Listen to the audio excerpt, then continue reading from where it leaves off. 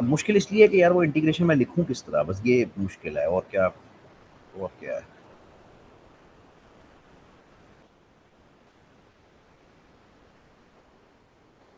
तो भाई शुरू करो कि इंटीग्रेशन होती क्या है। अगर तुमसे कभी को पूछ ले कि इंटीग्रेशन होती क्या है, डेफिनेशन क्या है, चलो ये बल्कि कल करूंगा, ये ना करो। फिलहाल ये करो कि इंटीग्रेशन दो किस्म की तुम्हें आती है। एक को डेफिनेट इंटीग्रल कहते थे और एक को इंडेफिनेट कहते थे। फर्क क्या होता था?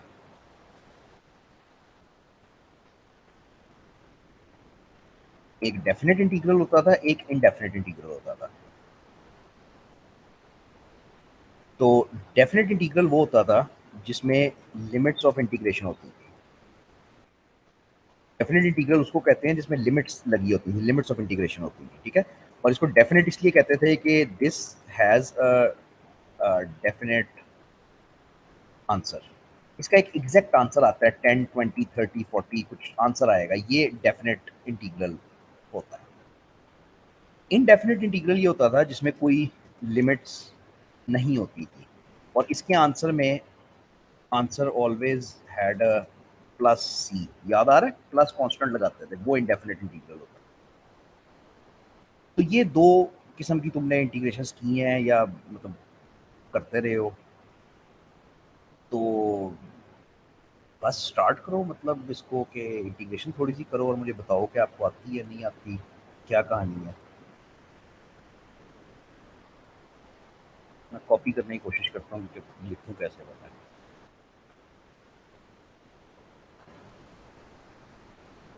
ये एरिया वाला बात मैं कल करूँगा, ये आज नहीं करता। तो हाँ मतलब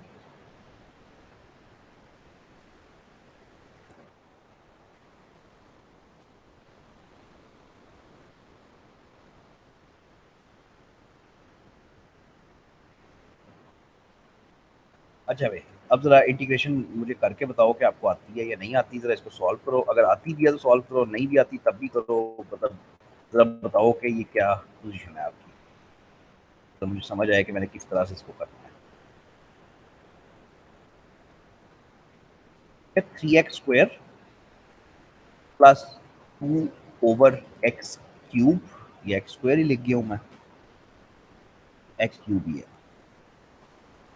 और dx। ठीक है, इसको ज़रा सॉल्व करो, इस इंटीग्रल को, मुझे बताओ कि आंसर क्या आता है, कैसे आता है। बस 2 मिनट भाई।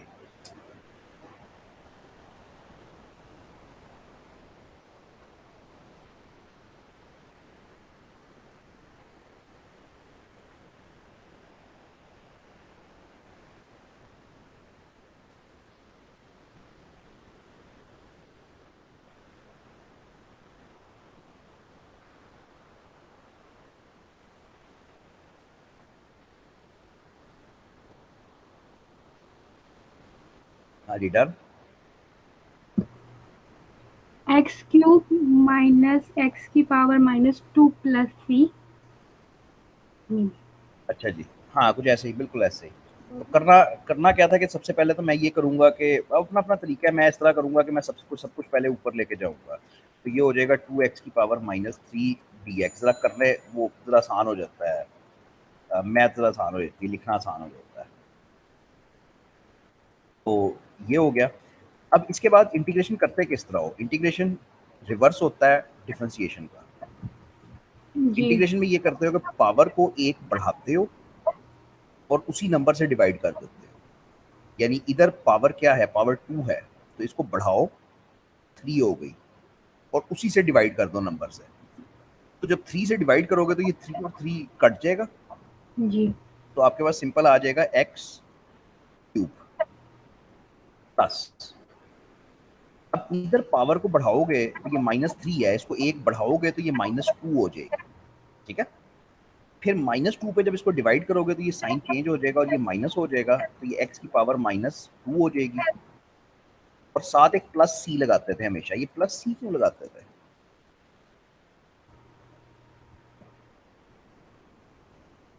ये आंसर है by the way, x³ minus x की पावर -2 प्लस सी। ये सी कांस्टेंट ऑफ इंटीग्रेशन कहलाता था। और इनडेफिनेट इंटीग्रल्स में, जिसमें इनडेफिनेट इंटीग्रल कौन सा होता है जिसमें लिमिट्स नहीं लगी होती, तो उसके अंदर ये हमेशा लगता ही लगता था। अच्छा, इसके लगने की वजह क्या है? लगने की वजह ये है कि इंटीग्रेशन रिवर्स होती थी डिफरेंशिएशन का, ठीक है। तो इंटीग्रेशन में ये है कि अगर मैं ये फंक्शन पकड़ूं, फॉर एग्जांपल मैं आपको एक फंक्शन दूं एक्स क्यूब माइनस एक्स की पावर माइनस टू प्लस 12, जरा इसको डिफरेंशिएट करो, तो इसका डेरिवेटिव निकालो।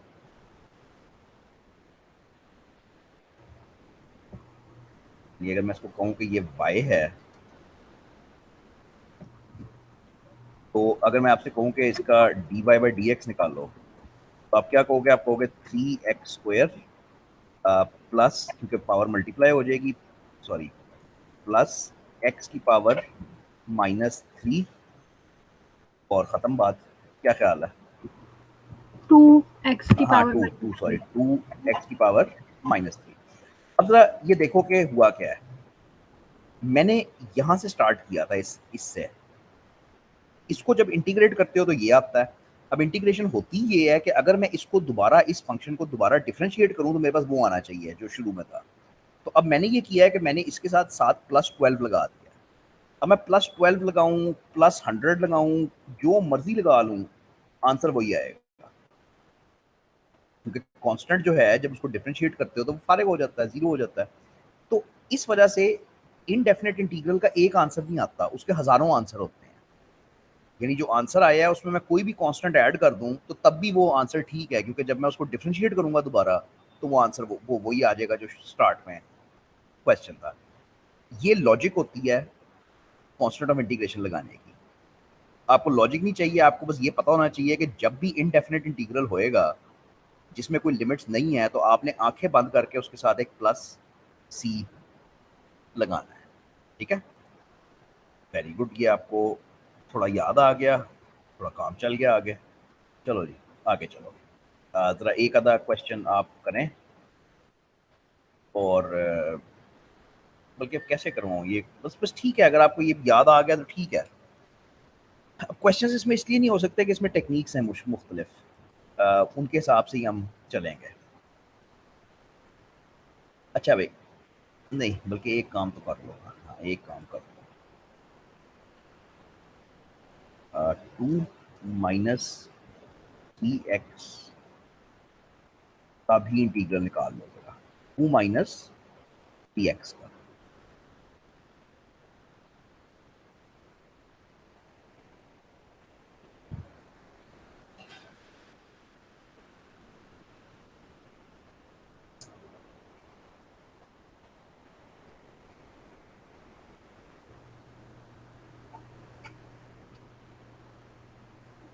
ठीक है, आसान है।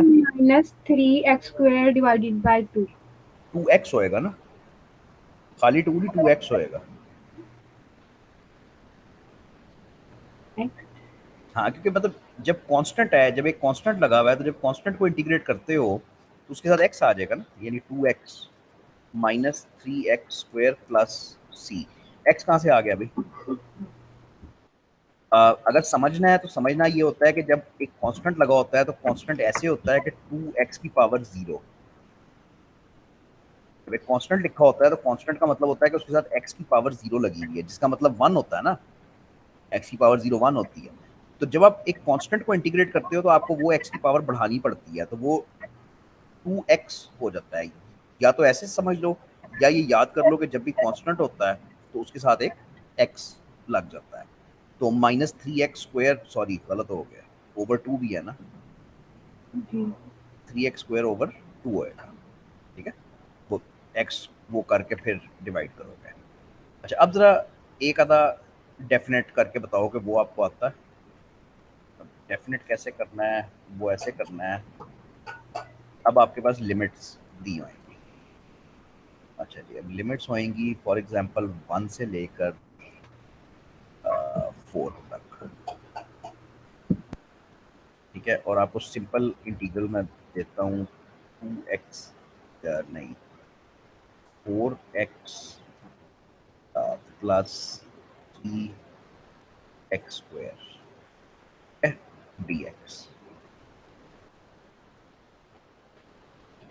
हाँ जी, इसका जरा आंसर निकालो, इसका जरा आपको वाकई वर्किंग करके आंसर निकालना पड़ेगा, तो जरा 2 मिनट लो, इसका एग्जैक्ट आंसर निकालो अगर आता है तो, वरना मैं याद कराता हूँ।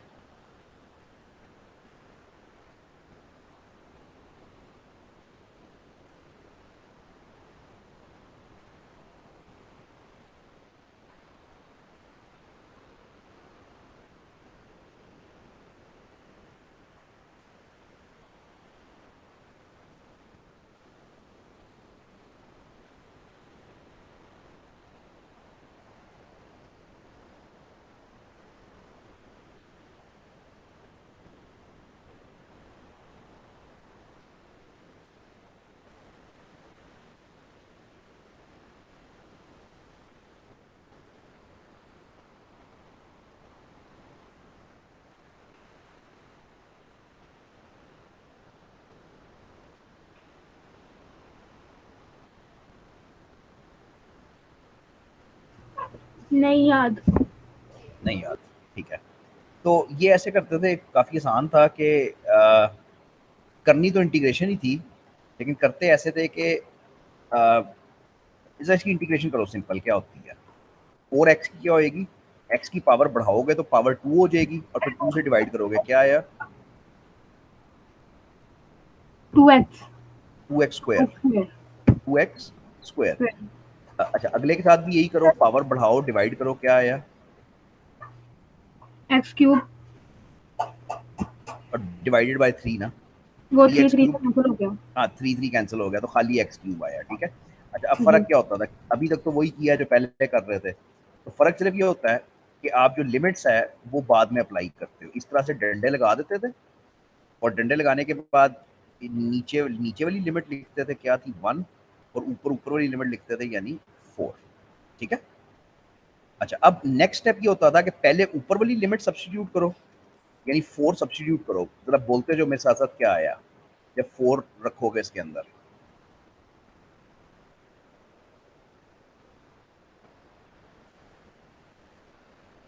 यहाँ पे 4 रखो ना, तो 4 का स्क्वायर 16 हुआ, 16 मल्टीप्लाई 2 32, प्लस 4 का क्यूब क्या हुआ, 4 4 जार 16, 16 4 जार 64।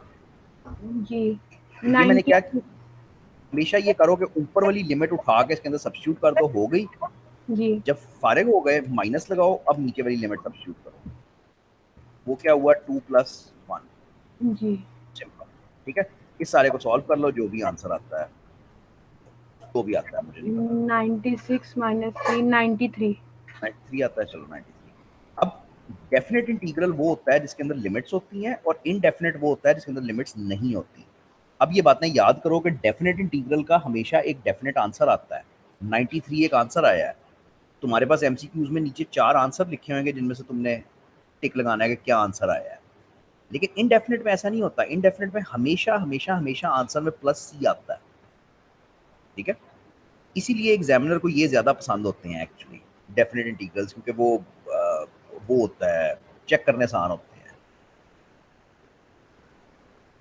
अच्छा जी, एक खुद करो पहले पूरा, फिर आगे चलेंगे।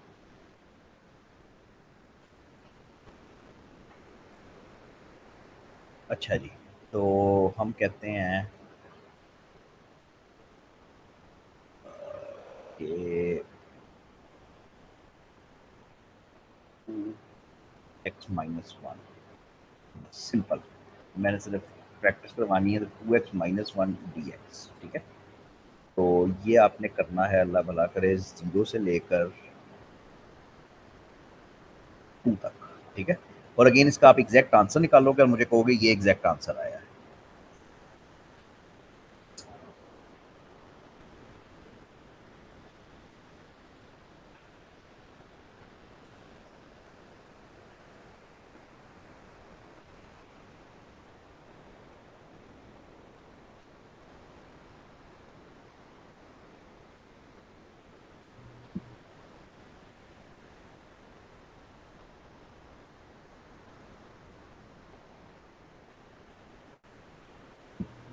टू। एग्जैक्टली 2, जी चलो देखते हैं, मैं करूंगा ही। तो हम कहेंगे कि एक तो ये है कि यार जब इंटीग्रेशन करते हो तब उसका निशान खत्म किया करो, मतलब ये निशान जो है ये तब खत्म किया करो जब आप पावर को एक बढ़ाते हो और वो कम करते हो। तो ये आएगा एक्स स्क्वायर माइनस एक्स मेरा आ रहा है, ठीक है, एक्स स्क्वायर माइनस एक्स, ठीक है। नीचे वाली लिमिट 0 होएगी, इधर 0 लिख दो, और ऊपर वाली लिमिट 2 होएगी, इधर 2 लिख दो, ठीक है। अब हमेशा हमेशा हमेशा आंखें बंद करके ये करना है कि पहले ऊपर वाली लिमिट अंदर रख दो, तो 2 स्क्वायर 4 होएगा माइनस 2, ठीक है। जब ऊपर वाली लिमिट रख चुके हो, फारिग हो गए हो, फिर माइनस का निशान लगाओ, फिर नीचे वाली रखो, तो नीचे वाली होएगी 0, तो आंसर आता है 2, बिल्कुल सही है, ठीक है।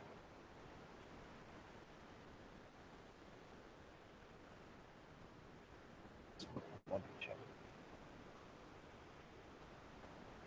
ठीक हो गया भाई, मेरा ख्याल है काफी है प्रैक्टिस, चलेगा काम, आगे आगे चलाते हैं। ये पढ़ना तो नहीं है आपने इधर, ये बस रिवाइज ही करना है, इधर पढ़ने वाली चीजें भी शुरू होएंगी। तो ये रूल्स थे, ये सॉरी, ये राइट साइड पे इंटीग्रेशन के रूल्स देखो। अब ये खाली ये जो इंटीग्रल है ये वाला, ये किसको इंटीग्रेट कर रहा है? ये सिर्फ वन को इंटीग्रेट कर रहा है। यहाँ पे सिर्फ एक इनविजिबल वन पड़ा हुआ है जिसको ये इंटीग्रेट कर रहा है। तो खाली वन को करोगे तो एक्स आ जाएगा, प्लस सी तो साथ हमेशा आना ही आना है।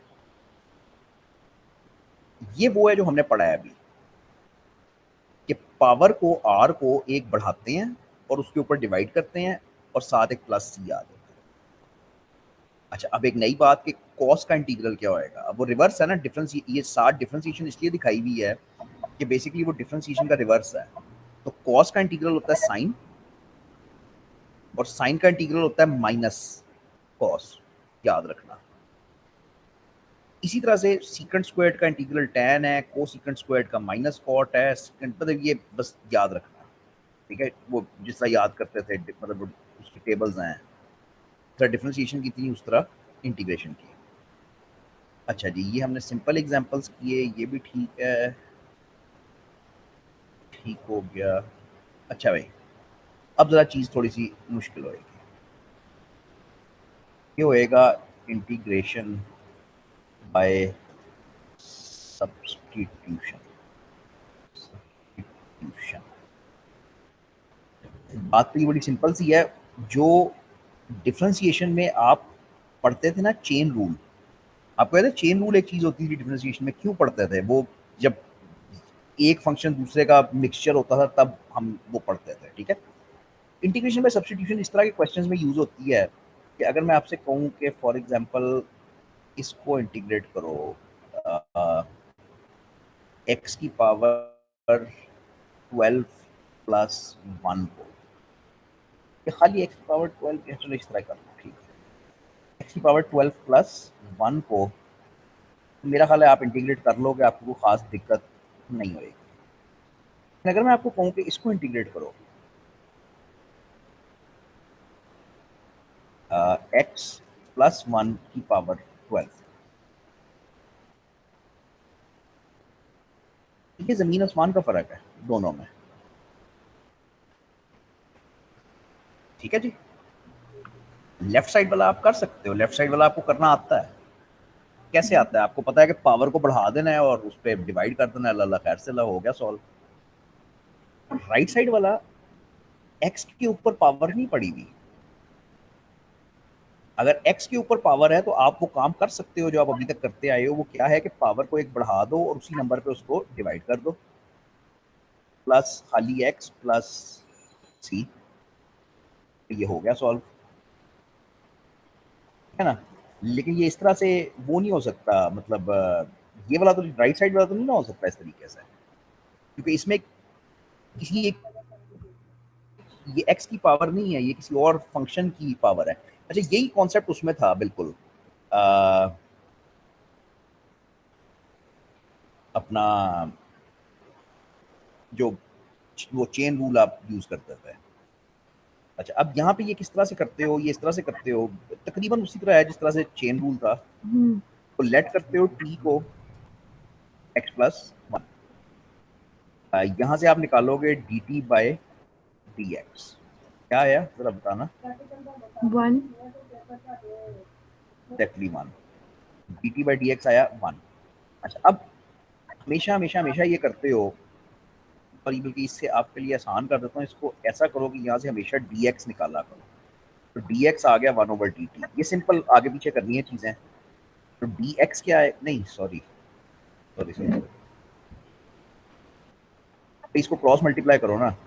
जी क्रॉस मल्टीप्लाई करोगे तो dx is equal to dt आ जाएगा। हमेशा कोशिश किया करो कि dx निकाला करो, ठीक है। अच्छा, अब ये दोनों चीजें उठा के ओरिजिनल उसके अंदर सब्स्टिट्यूट कर दो, ओरिजिनल इंटीग्रल के अंदर सब्स्टिट्यूट कर दो। करना जरा क्या आया, तो x प्लस वन की जगह पे मैं लिखूंगा t, ऐसे ही है ना, x प्लस वन की जगह पे मैं लिखूंगा t, तो t की जी पावर 12, जी और dx की जगह पे लिखूंगा जो भी यहाँ पे लिखा हुआ है। इस dt एग्जाम्पल बिल्कुल सिंपल है क्योंकि मैंने स्टार्ट कर रहा हूँ, तो ये आ जाएगा t की पावर 12 dt। अब इस इंटीग्रल को कोई भी सॉल्व कर लेगा आराम से, वो कहेगा जी ठीक है, t13/13 प्लस c आ जाएगा, ठीक है। क्या ख्याल है? जी और एंड पे ये नहीं भूलना कि ये टी वाली मुसीबत आपने पैदा की है, वे टी आपने जबरदस्ती इंट्रोड्यूस किया है। तो एंड पे टी की वैल्यू वापस रखा करो क्वेश्चन में, यानी ये हो जाएगा x प्लस वन की पावर 13 डिवाइडेड बाय 13 प्लस सी। अगर इस वक्त आपको लग रहा है कि ये तो हमने फजूल काम किया, ये तो वही हो गया कि पावर बढ़ के वही आ गया है, तो ये सिंपल तरीन एग्जाम्पल था जहां से मैंने शुरू किया।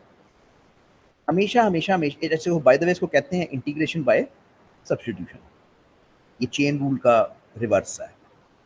करते हमेशा ऐसे हैं कि कोई चीज सब्स्टिट्यूट करो और dx निकालो, और उसके बाद ये दोनों चीजें उठा के ओरिजिनल इंटीग्रल में रख दो।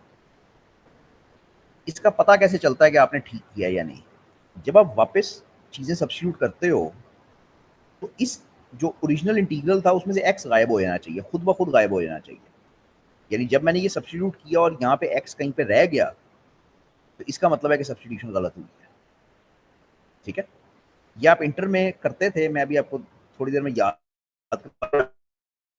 कैसे करते थे कि आप इस तरीके से नहीं करते थे, आपने एक टोटका रखा हुआ था, उस तरीके से करते थे। तो वो मैं बताता हूँ अभी, लेकिन जरा एक एग्जांपल पहले जरा खुद करने की कोशिश करो। अच्छा जी, मैं आपको कहता हूँ कि मुझे इंटीग्रल बताओ साइन ऑफ 2x dx का। साइन ऑफ 2x का मुझे इंटीग्रल बताओ। तो आपको ये याद है कि साइन का इंटीग्रल माइनस कॉस होता है, यानी कि साइन का इंटीग्रल निकालना है तो वो माइनस कॉस होता है। लेकिन अगेन प्रॉब्लम वही है कि वो साइन एक्स होता है, ये साइन 2x है, जिसका मतलब है कि तुम्हारे पास कोई रास्ता नहीं है, तुम्हें लेट करना पड़ेगा t को 2x। अब तुम निकालोगे dt बाय dx, वो आएगा 2, और हमेशा हमेशा अपनी आदत बना लो कि हमेशा dx निकाला करो। तो dx मुझे नजर आ रहा है कि आया है dt/2, क्रॉस मल्टीप्लाई करके, कोई खास बात नहीं। वंस यू डू दैट, तो अब इसका कोई राइट रॉन्ग आंसर नहीं है, ये पता नहीं चलता कि ये सही किया है मैंने, ये गलत किया है। ये पता सिर्फ इस तरह चलता है कि ये सब्स्टिट्यूट करो और x गायब हो जाना चाहिए। तो क्या हो जाएगा जी, साइन ऑफ, तो ये हो जाएगा जी साइन ऑफ t, क्योंकि 2x की जगह पे तो t आ गया, और dx की जगह पे हम लिखेंगे dt/2। ठीक हो गया। अब ये 1/2 चाहे बाहर ले जाओ या जो भी, हाँ बाहर ले जाओ, जैसे भी कर लो। तो मैंने सिंपल साइन t का बेसिकली इंटीग्रल निकालना है। तो साइन t का इंटीग्रल क्या होता है, मुझे पता है कि वो होता है माइनस कॉस ऑफ t, और साथ प्लस c हमेशा लगेगा। और लास्ट स्टेप हमेशा ये होता है कि वो t की वैल्यू सब्स्टिट्यूट कर दिया करो, ये माइनस ही बाहर ले जाओ ना, तो minus half into cos of t क्या था, 2x। जल्दी ना करना, नहीं समझ आती पूछो बार बार, लेकिन मैं आपके सामने जितने क्वेश्चंस करूंगा मैं बार बार यही करूंगा। मैं t को लेट करूंगा, dt/dx निकालूंगा, उसके बाद dx निकालूंगा, उसके बाद सब्स्टिट्यूशन करूंगा। और ये मुश्किल है थोड़ा सा, मतलब डिफरेंशिएशन में काफ़ी आसान है, इसके अंदर इंटीग्रेशन में ये ज़रा मुश्किल है। अच्छा जी, ये लें जी, करें।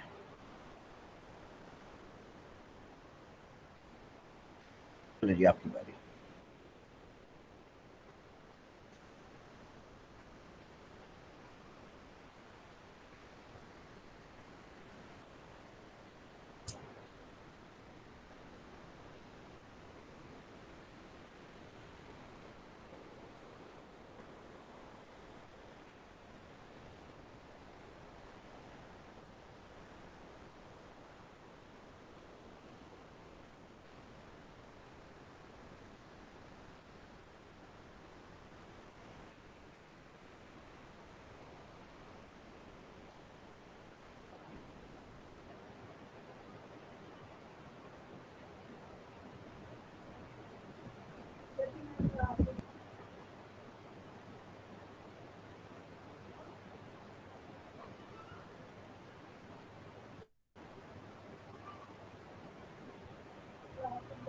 एक्स स्क्वायर प्लस 1 की पावर 51 डिवाइडेड बाय 51। हाँ लेकिन लिख के किया है। जी हाँ लिख के ही करना है क्योंकि ये इनमें कोई रास्ता नहीं है, मतलब वो उसमें हो जाता था चेन रूल में, इनमें कोई रास्ता नहीं। तो यहाँ पे लेट क्या किया, let t is equal to क्या, एक्स स्क्वायर प्लस 1। हाँ खाली एक्स स्क्वायर प्लस वन, क्योंकि अगर पावर 50 लोगे तो फिर फंसने वाली बात है। तो d t by d x is equal to 2x और d x is equal to d t by 2x। ठीक है, मैं तो हमेशा ऐसे ही करूंगा कि हमेशा यही तीन काम बार बार आपको दिखाया करूंगा। ठीक है, अब इंटीग्रेट कर लो।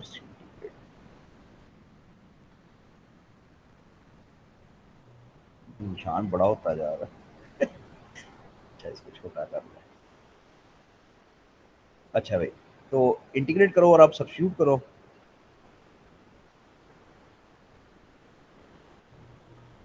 तो सब्स्टिट्यूट करोगे तो एक्स स्क्वायर प्लस वन की जगह पे तो आ जाएगा खाली टी। पावर जी क्या है जी 50।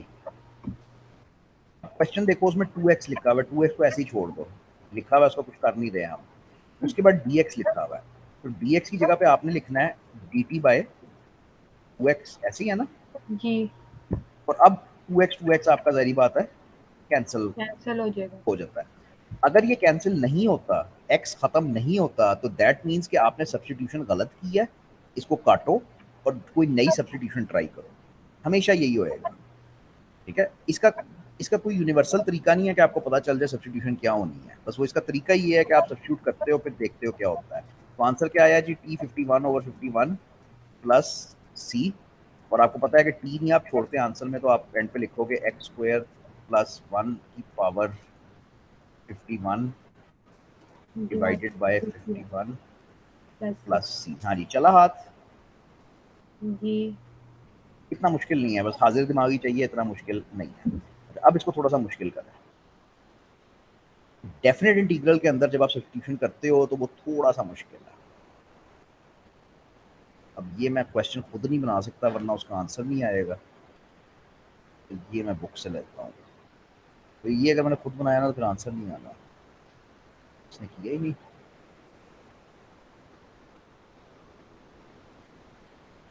यार इसने किया ही नहीं।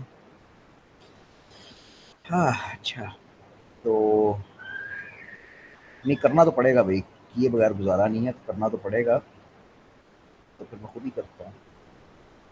कुछ सिंपल सा एग्जांपल बना लेता हूँ, मैंने सिर्फ आपको कॉन्सेप्ट दिखाना है कि ये होता किस तरह से है। तो ये ऐसे है कि मैं कहता हूँ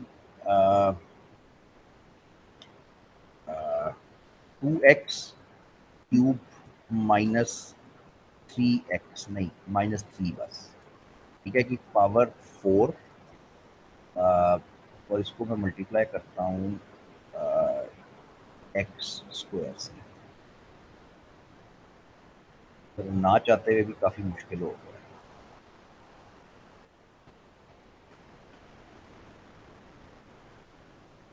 तो जी इसमें खास बात क्या आ गई है, खास बात सिर्फ ये आ गई है कि मैं इसमें लिमिट्स लगाऊंगा। मैं इसमें कहूंगा कि लिमिट है 0 से लेकर कुछ भी लगा लो, 2 लगा लो। ठीक है, अब वैसे ये इत्तेफाक से अच्छा सवाल बन गया है, क्योंकि अगर किसी के दिमाग में ये है कि प्रोडक्ट रूल लगना है, क्वोशंट रूल लगना है, ऐसा कुछ नहीं होता इंटीग्रेशन में।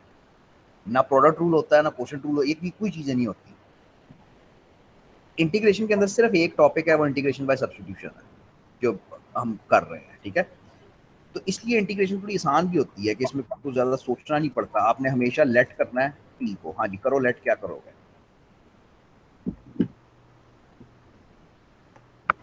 2x की पावर 3 प्लस 3। यकीन करो इसका कोई तरीका नहीं है बताने का, समझाने का कि क्या लेट करोगे, ये कर करके पता चलता है। तो ब्रैकेट के अंदर जो होता है वो एक अच्छा स्टार्टिंग पॉइंट होता है। हमने उसको लेट किया, हमने D t by d x निकाला, वो आ गया 6x स्क्वायर। जी।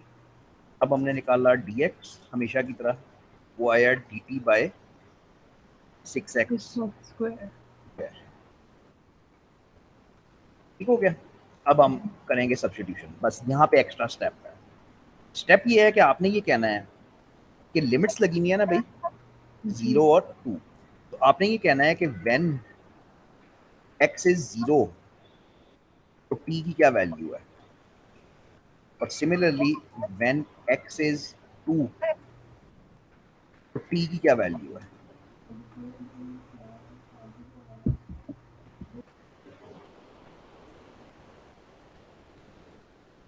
भाई एक्स्ट्रा ये इधर से इधर आते हुए एक्स्ट्रा क्या हुआ है, सिर्फ लिमिट्स लग गई हैं। अब बात ये है कि क्वेश्चन तो x में था, ये t वाला पंगा तो आपने लिया है, तो लिमिट्स जो थी वो भी पहले x में ही थी, लेकिन अब क्योंकि तुम पूरे इंटीग्रल की शक्ल ही टी में तब्दील कर रहे हो, तुम्हें सब कुछ तब्दील करना है। जब x 0 है तो यहाँ पे सब्स्टिट्यूट कर दो, तो 0 और वो क्या हो जाएगा, -3 आ जाएगा t। क्या ख्याल है? जब x 2 है तो यहाँ पे सब्स्टिट्यूट कर दो, 8 2 16 और 3 13। तो ये वाला काम यहाँ पे एक्स्ट्रा है, बस और कुछ भी नहीं है। अब जब सब्स्टिट्यूट करोगे तो सब्स्टिट्यूट तो पहले की तरह ही करोगे, यानी ये एक्स स्क्वायर तो ऐसे ही आएगा। करना जरा, तो ये एक्स स्क्वायर तो ऐसे ही आएगा, ठीक है। अच्छा, इसके बाद 2x³ -3 है, उसको हमने t कह दिया। यार एक मिनट होल्ड करना, बड़ा रौला है, एक मिनट।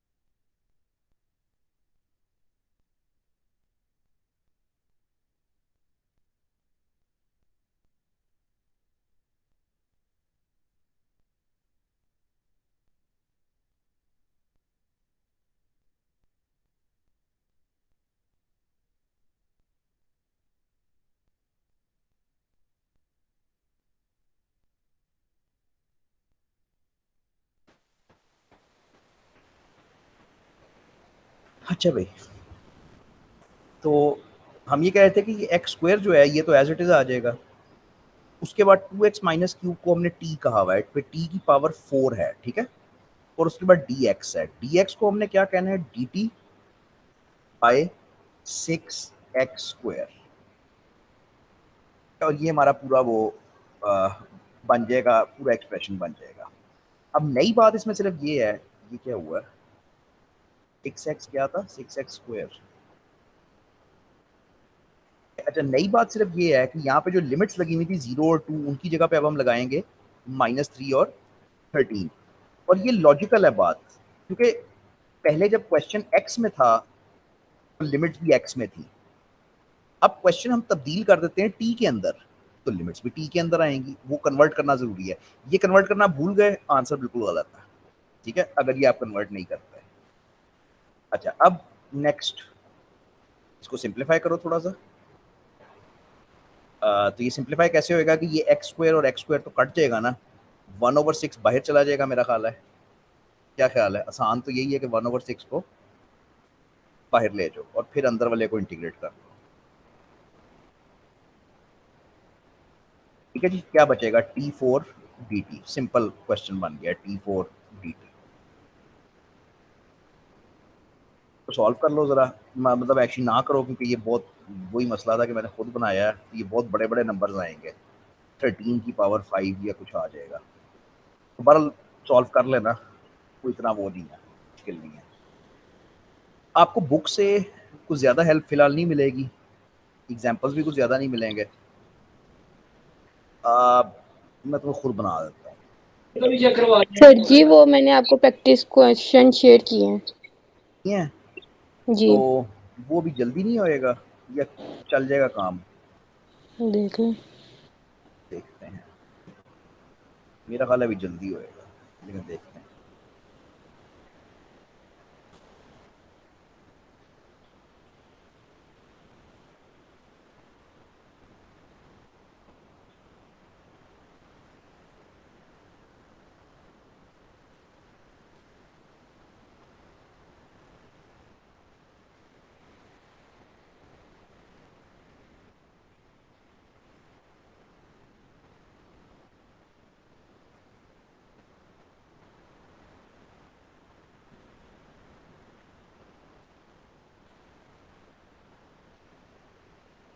चार चार लेक्चर के इकट्ठे दिए हुए हैं, समझ नहीं आता कौन सी चीज़ किधर है। नहीं भाई, अभी अभी जल्दी है, अभी ठहरो एक दिन, एक दिन और ठहरो, कल की क्लास के बाद मैं ये खोलूंगा। फिर अजीब सा है वो, पता है, वो चीज़ें बिखरी हुई हैं, अगर करना चाहती हो तो करके देख लो, लेकिन वो, बल्कि कल मैं ये खुद ही खोलूंगा, एक दिन ठहर जाओ। आज आप सिर्फ ये सिंपल प्रैक्टिस करो जो मैं दे रहा हूँ। अच्छा, एक एक और बात बता दूं, अब के बाद कभी इंटीग्रेशन इस तरह से नहीं होनी जो हमने बच्चों की तरह किया ना, कि इस तरह से इंटीग्रेट कर। इसके बाद यही होएगा कि बस ये आपको आता है, तो आपको आज इसको प्रैक्टिस करना है हर हाल में, और बताना है कि ये हो गया है। तो integral of 2 sin dx minus 3 cos dx, पहला।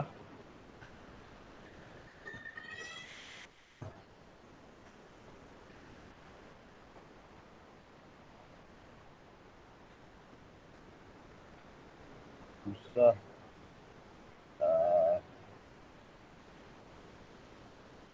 dx cube minus 2/x² plus 3 dx।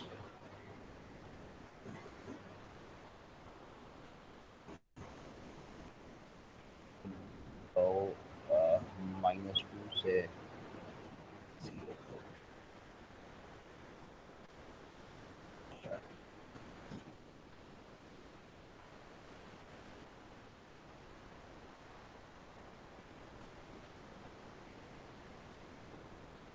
ये होएगा जी 1 से लेके 2 तक सिर्फ, और ये होएगा 2x² प्लस 1 4।